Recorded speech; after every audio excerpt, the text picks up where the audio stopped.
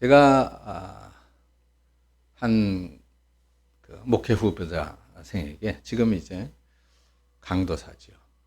목사님, 목사 안수를 좀 빨리 받고 싶은데 어떻게 안 되겠습니까? 야, 넌 목사 안수 받는 게 그렇게 급하냐? 정상적인 절차를 밟아서 정상적인 과정 속에서 정상적으로 안수를 받아야지. 나중에 네가 목회를 할 때 그게 너의 핸디캡이 돼서 네 발목을 잡을 수도 있어. 그러니까 좀 천천히 모든 시험 다 보고 모든 과정 다 거치고 그러고서 이제 안수를 받아라고 권면을 한 적이 있습니다. 저도 그래요. 제가 그 한국성서대학에 입학을 했을 당시에 그 학교가 그 당시에는 대학인가가 안 난 갑종 학교였었어요. 대학 학력 수준에 준하는 그런 이제 신학교였었죠. 지금은 이제 없어졌습니다만 옛날에는 전문대학교라고 있었잖아요. 그런 것처럼 정식 학사 학위가 안 나오는 그런 신학교였었습니다. 나중에 공부를 하다 보니까 이게 정식 대학 졸업 자격인 학사 학위가 여러 면에서 그 학위가 없는 것에 자꾸 지장이 되고 걸리더라고요. 그래서 결국은 기어이 디지털 대학을 통해서 학사 학위를 따게 그렇게 돼서 오늘까지 이렇게 모든 과정을 다 공부를 하게 됐는데, 이게 오늘날에도 목회자들에게는 그게 그런 그 당시에는 크게 생각하지 않았는데 뭐 그게 그렇게 중요할까? 뭐 신학교에 가서 제대로 된 공부를 하면 되지. 그래서 학부과정 4년 또 그 학술원 과정 3년 이렇게 해서 7년 공부하면 되지 뭐 굳이 대학 학위가 필요할까? 그렇게 생각을 했었는데 그 당시 또 그거를 야, 네가 나중에 목회 활동을 하면서 더 크게 활동을 하려면 반드시 필요해라고 코칭해 주는 사람이 없었단 말이죠. 그런 목사님들이 그냥 신학교에만 그 당시에는 가면 되는 것으로 그렇게 생각을 했었는데 그게 아니었단 말입니다. 그래서 지금 이제 한국 교계에서도 그 학위 문제 때문에 크게 아주 한국에 뭐 이름 대면 다 아시는 목사님이죠. 내노라 하는 큰 교회 목사님이신데 그 학위 문제 때문에 크게 고통을 당하는 그런 모습을 볼 수가 있습니다. 그런데 이게 사실 오늘날의 문제만이 아니에요. 오늘 본문 속에서 이제 우리가 점검해 보려고 하는 내용이 바로 그 내용입니다. 사도 바울한테 일부 고린도 교회 성도들이 야, 너 진짜 사도야? 너 가짜 아니야? 너 정말 하나님으로 예수님으로부터 받은 말씀, 네가 전하는 말씀이 정말 예수님에게 받은 말씀이야? 그거 진짜야? 이렇게 도전하는 사람들이 있었단 말이죠. 그래서 바울이 야, 어떻게 믿는 사람으로서 다른 사람을 의심하고 다른 사람을 비난하고 다른 사람을 그렇게 힐난할 수가 있느냐. 그거보다는 먼저 내 신앙이 바른지 내 믿음이 올바른 것인지 다른 사람을 의심하고 비난하며 공격하기에 앞서서 내 믿음을 시험하고 검증하면서 내 믿음 스스로를 먼저 확증해야 한다고 말씀하고 있는 내용이 오늘 본문입니다. 그래요. 우리가 사실 눈이 앞에 있어요. 앞을 보게 되어져 있어요. 그러니까 앞에 있는 사람만 봐. 이 뒤쪽으로는 볼 수가 있어요, 없어요? 못 봐요. 그러니까 눈은 우리들 몸의 최전방에 있는 거야. 그러니까 후방엔 나 스스로를 못 봐요. 자꾸 내 허물, 내 실수, 내 잘못보다는 자꾸만 다른 사람의 실수가 보여. 다른 사람의 허물이 보이고 좀 다른 사람의 내 마음에 안 드는 그런 모습들이 자꾸 보인다 그 말이죠. 그래서 주님께서도 야, 너는 그거 잘못하는 거야. 그렇게 하면 안 돼. 오히려 네 실수가 더 많아. 네 허물이 더 많아. 그래서 다른 사람 눈에 티끌을 제거하기 전에 먼저 내 눈 속에 있는 들보부터 꺼낼 수 있도록 해봐라 라고 교훈하시고 가르치신 적이 있는 것입니다. 우리는 믿음 생활을 하는 사람들이잖아요. 신앙인이라고 말을 합니다. 그러면 우리가 구원받았다라고 하는 것을 나 스스로가 가장 먼저 명확하게 알 수가 있는 거예요. 그래서 우리가 믿음 안에서 살아가는 것도 다른 누구보다 내가 가장 잘하는 거죠. 내가. 그런데 많은 사람들은 그런 나의 믿음 생활, 그러니까 신앙 생활 이런 것들을 확인하거나 점검하려고 하지 않고 먼저 눈에 보여지는 다른 사람들을 먼저 판단하려고 한다 그 말이에요. 내 영적인 상태, 내 믿음의 모습, 내 신앙 생활의 모습 이런 것들은 전혀 생각하지 못하고 자꾸만 보여지는 다른 사람의 허물에 집중해서 그것을 비난하고 그런 사람을 끌어내리려고 하는 그런 경우들이 많이 있는 것입니다. 그래서 우리는 먼저 우리 자신의 믿음을 점검하고 우리 스스로의 이 영적인 상태를 스스로 확인해야 되는 줄로 믿습니다. 그래야 참된 그리스도인이 되는 거예요. 그래서 이 참된 그리스도인은 그 마음속에 예수가 있는 사람인 거예요. 예수가 있는 사람. 그리스도가 그 안에 있는 사람. 바로 그 사람이 그리스도인입니다. 반대로 그리스도가 없다면 그 사람은 그리스도인이 아닌 거죠. 또 예수 그리스도를 마음에 전혀 모시지 않았어요. 나는 예수를 안 믿어. 믿을 수가 없어. 그러면서도 겉으로는 그리스도인인 척 흉내낼 수도 있습니다. 그리스도와 바른 관계를 맺지 않고서도 그리스도에 대해서 아주 잘하는 것처럼 그렇게 행세할 수도 있단 말이죠. 그런 사람을 우리는 가짜 그리스도인이라고 합니다. 그래서 성경에 이렇게 병정했어요. 예수 그리스도께서 너희 안에 계신 줄을 너희가 스스로 알지 못하느냐. 그렇지 않으면 너희는 버림받은 자니라 그랬습니다. 버림받은 자. 이거 다른 성경 번역에서는 실격자라 그랬어요. 실격자. 달리기 선수가 1등을 했어요. 100m를 달리든 200m를 달리든 뛰어가지고 1등을 했는데 실격 처리가 됐어. 너는 1등의 자격이 없다. 왜?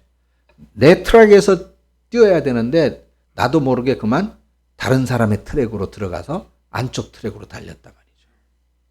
그러면 실격인 거예요. 그럼 우승을 했어도 1등으로 들어왔어도 1등의 자격이 없는 거야. 그런 것처럼 그리스도가 우리 안에 계시지 않으면 우리는 실격자라는 것이죠. 그래서 성경은 추수하는 날 농부가 알곡을 귀하게 여겨서 창고에 들이고 쭉정이는 밖에 버리는 것처럼 참된 그리스도인은 다 하나님 안에 또 천국 창고에 들이실 것이지만은 가짜 그리스도인들은 쭉정이처럼 다 같이 그렇게 버려질 것이다 라고 경고하고 있는 것입니다. 그래서 바울은 오늘 본문 속에서 자 우리가 다 여기 이렇게 그리스도인으로 같이 앉아 있는데 너희들 중에 스스로 너희들의 믿음을 정말 점검해보고 내 안에 그리스도가 있는가 확인을 해보라고 도전하고 있는 거예요. 그래서 내 안에 그리스도가 없이 어떤 체면 또는 어떤 이해관계, 유익 이것을 위해서 교인인 척 그렇게 해서는 안 된다는 것이죠. 그리스도가 계신 것이 명확할 때에 그가 바로 그리스도인이다. 나는 주님을 부인할 수 없다. 나는 예수를 부인할 수 없다. 나는 하나님을 부인할 수 없다.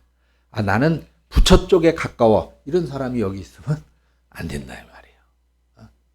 그런 사람은 부처 쪽으로 가야 되는 것이지. 여기는 예수 쪽에 가까운 사람들이 있어야 되는 거예요. 그죠? 여러분들은 다 예수 쪽에 있는 사람. 여러분들의 마음 속에 예수님이 구주, 나를 구원하신 주님, 나의 주님으로 그렇게 계신 줄로 믿습니다. 우리가 인격적으로 그 사실을 확인해야 돼요. 또 확신하고 믿어야 됩니다. 요한복음 1장 12절에 그를 받아들인 사람, 곧 그 이름을 믿는 사람들에게는 하나님의 자녀가 되는 권세를 주셨다라고 말씀하고 있습니다. 우리 스스로가 나는 예수 쪽의 사람이야. 난 예수를 믿는 사람이야. 그렇게 확신하는 또 마음으로 믿고 다짐하는 그때에 바로 주님께서 여러분들의 마음에 들어와 계시게 되는 것이고 그 순간 여러분들이 이제 믿음의 사람으로서 자격을 얻게 되는 것이다. 그 말입니다. 그래서 여러분들이 이렇게 예수님을 영접하셨다면 이제 예수님께서는 어디에 계셔요? 하늘나라에 계셔? 우리 권사님 속에 계시나? 내 안에 계시는 거예요. 내 안에. 예수님이 어디에 계시다고요? 내 안에. 여러분들이 이제 예수님이 여러분들 안에 있으면 하나님의 자녀로서의 특권을 누리게 돼요. 이 자녀의 특권은 많아요. 자녀의 특권. 가장 큰 특권은 뭘까요? 부모의 집을 자기 집처럼 드나들면서 꺼리낌 없이 그 부모 집의 모든 것을 누리는 겁니다. 그러면 우리의 부모가 누구예요? 하나님이잖아요. 하나님의 집이 어디에 있습니까? 천국이죠. 그러니까 당연히 하나님의 자녀된 우리는 아무런 조건 없이 어디에 들어가? 그러니까 천국 가는 거예요. 천국. 그리고 이제 천국을 우리는 마음껏 다 누리면서 살게 되는 것입니다. 믿습니까? 네. 근데 이 천국에 살면 그러면 죽은 다음에 천국이잖아. 이 땅 위에서는 무슨 특권이 없을까요? 가장 중요하고 소중한 특권이 평안입니다. 평안. 하나님의 나라가 내 속에 임하여졌을 때에 예수님이 내 안에 계실 때에 우리는 세상의 그 어떠한 것으로도 얻을 수 없는 하늘의 참 평안을 얻게 될 것이라고 말씀했거든요. 그래서 하나님을 정말로 믿는 사람은 걱정할 게 없는 거예요. 두려워할 게 없는 거예요. 결국은 하나님이 책임지시기 때문이죠. 하나님이. 그래서 이런 하나님의 아들을 우리 안에 모셔드린 사람에게는 결국은 모든 것이 다 하나님의 책임하에 있고 결국은 또한 하나님께서 그 이후의 삶까지도 책임지실 것이고 그래서 영생이 있는 것이다 라고 말씀하고 있는 것입니다. 그러면 내가 예수님을 모셔드리면 내 안에 예수님만 있는 것이 아니라 두 가지가 있어요. 참된 평안함이 있고 그리고 영생이 있는 것이라고 하는 거예요. 이 사실을 믿으시기를 바랍니다. 예. 반대로 예수님이 내 안에 없으면 날마다 불안해요. 초조해요. 평안이 없으니까 늘 근심 걱정이 우리의 삶을 가로막습니다. 또 영생이 없어요. 그리고 영생이 없으니까 두려움이 있는 거죠. 죽음에 대한 두려움, 공포. 거기에 우리는 시달리면서 살 수밖에 없는 것이에요. 그러므로 여러분 영생의 확신을 갖고 살아가는 저와 여러분들이 되시기를 축원합니다. 그게 바로 여러분들이 여기에 있는 이유인 거예요. 이유. 또 더 나아가서는 그리스도가 없는 사람에게는 결국은 그 사람은 자신의 생각과 감정에 이끌려서 살아가게 되어져 있는데 자존심이라든가 또는 이기심이라든가 그런 자신의 감정과 기분 이런 것들에 이끌려서 살아가게 됩니다. 그러니까 하루하루 달라지는 거예요, 사람의 모습이. 아침에 다르고 저녁에 다른 거예요. 오늘 다르고 내일 다른 것입니다. 늘 그리스도가 주인이 아니라 내가 주인이기 때문에 이런 사람들은 자기 외에는 아무것도 중요하지가 않습니다. 그렇지만은 그리스도가 계신 사람은 그리스도가 가장 중요하겠죠? 수시로 그리스도가 우리 안에서 말씀하시는 것에 귀를 기울입니다. 때로는 자존심이 상해도, 때로는 자신의 욕심이 나를 막 충동하고 부추켜도, 때로는 내 기분과 감정이 상하고 불편해도 주님이 말씀하시면, 또 주님께서 말씀하신 성경의 말씀이 들려지면 결국은 자신을 쳐서 그리스도께 복종시키는 거예요. 아직도 뭐 죽고 사는 문제도 아닌데, 내가 양보하지, 내가 수고하지, 내가 희생하지, 내가 먼저 하지. 지금 내가 속상하지만은 그러나 내 느낌이 잘못될 수도 있지. 그렇지만은 누가 알아줘요? 주님이 알아주시는 거잖아요. 주님이 알아주시잖아. 그러면서 우리는 주님의 신뢰를 더 선택하게 되고 주님의 말씀을 더 받아들이게 되는 것입니다. 그래요. 예수님을 주님으로 영접했지만은 그러나 내가 아직 주인이 되어져서 내 감정에 충실하게 될 때 우리는 믿음 생활에 어려움을 겪을 수밖에 없습니다. 그래서 시험에 빠진다, 시험 든다는 경우는 바로 그렇게 내 감정에 빠져서 살게 될 때 그런 것이에요. 사랑하는 성도 여러분, 신앙생활이라고 하는 것 물론 쉽지가 않습니다. 신앙생활이라고 하는 것이 그냥 내가 내 편한 대로, 내 감정대로, 내 생각대로 그렇게 살아가면 훨씬 수월하고 편안할 텐데, 근데 신앙생활이라고 하는 것은 그러한 모든 것들을 다 포기하고 그러한 모든 것들을 때로는 억제해야 되고 또는 제어해야 돼요. 그러다 보니까 어떤 때는 정말 힘들고 어려울 수 있는 것입니다. 오늘 본문 속에서 사도 바울은 자신을 그렇게 공격하는 그 성도들에게, 그 사람들에게 얼마든지 바울 스스로가 화를 내고 감정적으로 대하고 같이 공격하고 그렇게 할 수가 있었겠죠. 바울에게 부족한 것이 뭐가 있었어요? 그에게 무슨 학력이 부족했습니까? 바울에게 사회적 지위가 부족했습니까? 바울에게 물질이 부족했습니까? 근데 그런 모든 것들은 다 포기했잖아요. 다 버리고 천막을 깁는 그런 일을 가지고 스스로 선교비를 벌어가면서 그렇게 살았잖아요. 그래서 조금도 부끄러울 것이 없는 그 바울이 그럼에도 불구하고 그렇게 말하기 전에 너희들 믿음 먼저 좀 점검해 봤으면 좋겠다라고 권면하고 있는 것이다 말이죠. 우리는 모두 그렇습니다. 오늘 우리 모두가 정말 우리 속에 그리스도가 계시다면 정말 우리 삶의 주관자가 하나님이신 것을 믿고 그분을 의지해야죠. 그분에 맡겨야지. 또 그분의 지도하심과 인도하심을 쫓아야지. 자꾸 내 감정과 내 생각을 분출시키면 안 된다는 것이죠. 그렇다면 우리는 우리 스스로 믿음을 점검해 봐야 돼요. 정말 내가 그리스도인으로서 살아가고 있는 것인지, 내가 정말 그리스도인으로서 대처하고 있는 것인지, 아니면 혹시 내가 마귀에게 속고 있는 것은 아닌지,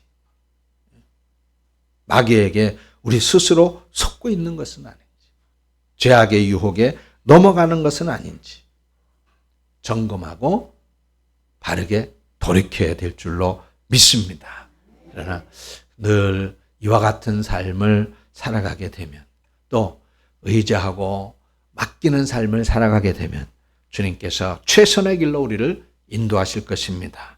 그리스도의 향기가 우리의 삶에서 묻어나게 될 거예요. 저 사람은 정말 예수 믿는 사람다웠구나. 저 사람은 정말 예수 믿는 사람답게 신실하구나. 그런 인정을 받게 될 것이지 말이죠. 받게 될 것이란 말이죠. 우리 속에서 정말 그리스도의 사랑이 보여지게 될 거예요. 보여지게 될 거예요. 지난 주간에는 우리 성도님 신방이 아니라 한 목사님을 이제 신방을 했어요. 그래서 권면하고 격려하고 목사도 시험에 들더라고. 그렇게 하고 돌아왔는데 좀 제 자랑 같습니다만 죄송합니다.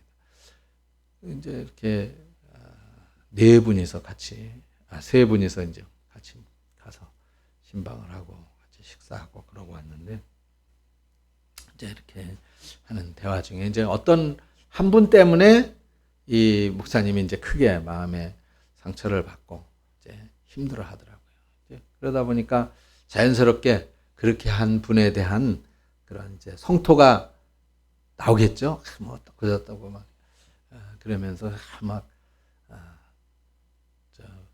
저한테 무슨 이제 좀 대책을 세워야 되지 않느냐 하는 쪽으로 막 그렇게 얘기가 나오니까 그 신방을 받으시는 목사님, 아이고 이영근 목사님에게는 백날 말해봐야 소용없습니다. 왜 그래? 목사님은 모든 걸 다 포용하고 모든 걸 다 용서하고 다 사랑으로 덮으니까 그 사람의 그런 잘못된 허물이 보이겠습니까? 목사님 눈에는. 그렇게 얘기를 하더라고요. 그래서 이제 나쁘지는 않더라고, 기분이. 그렇게 얘기를 하니까. 근데 그래요. 우리가 그리스도인이, 물론 목사이기 전에 우리가 그리스도인이고 그리스도인이라면 그러면 늘 항상 우리가 뭔가를 행동할 때 하기에 앞서서 먼저 기억되어져야 되는 것이 바로 말씀이고 그리스도인이라고 하는 사실이 내 안에 계신 주님입니다. 그게 먼저 생각이 돼야죠. 그렇다면은 늘 우리는 바로 우리가 선글라스를 꼈을 때에 그 색깔대로 세상이 보인다고 그러잖아요. 노란색 선글라스를 끼면 노랗게 보이고 검은색 선글라스를 끼면 어둡게 보이고 빨간 선글라스를 끼면 또 빨갛게 보이고. 지난 화요일인가? 목사님들, 우리 노예 목사님들 야외를 문경세제 이렇게 갔는데 제 친한 목사님, 아이고 단풍이 아주 멋있네. 아이씨, 내 앞에서 단풍 얘기를 할 거예요, 자꾸? 아이고 죄송합니다, 목사님 단풍을 못 보지 참. 나는 생명이라서 단풍이 뭐 울긋불긋하다고 그러는데 나는 그걸 못 봐요. 그냥 푸르죽죽하게만 보이지. 그렇게 이제 색깔을 가지고 이제 보게 되는, 우리는 그리스도라고 하는, 그리스도인이라고 하는 안경을 끼고 있는 거야. 그리스도인이라고 하는. 그러니까 우리가 바라볼 때는 모든 사람들이 다 그리스도의 사랑으로 보여지게 되어야 된다 이 말이죠. 믿습니까?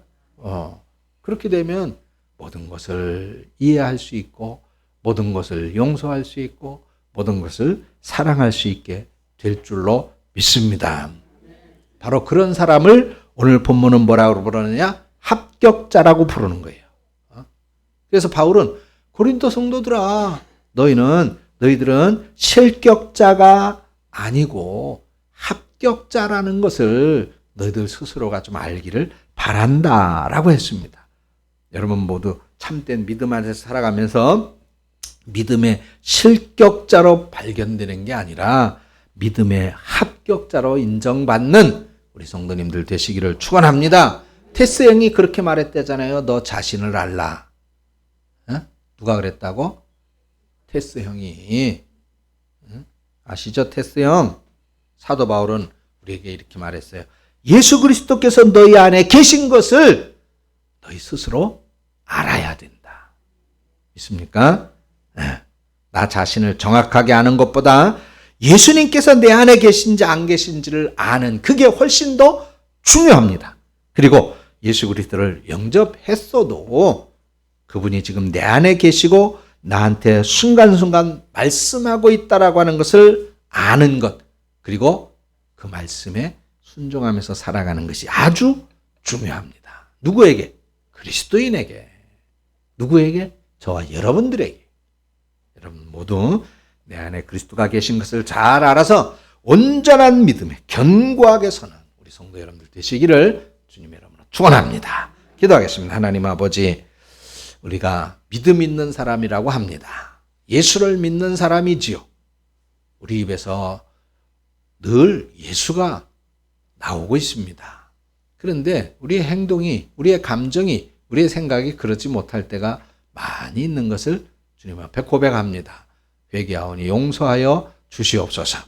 우리가 늘 우리 자신의 믿음을 스스로 점검해서 우리가 믿음 안에 합격자로 살아갈 수 있도록 성령께서 우리를 늘 인도하시고 우리의 말씀에 순종할 수 있도록 성령께서 힘을 주시고 또 우리가 그리스도인으로서 온전한 삶을 살아가도록 함께하여 주시옵소서.